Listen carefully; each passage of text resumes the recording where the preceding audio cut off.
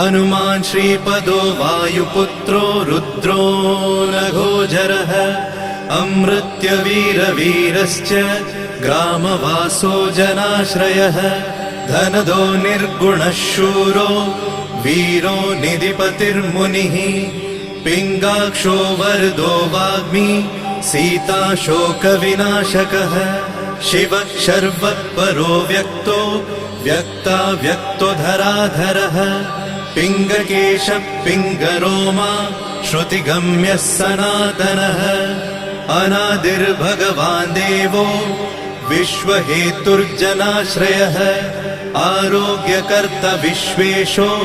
विश्वनाथो हरीश्वरः भर्गो रामो रामभक्तः कल्याणप्रकृतिस्थिरः विश्वम्भरो विश्वमूर्तिर्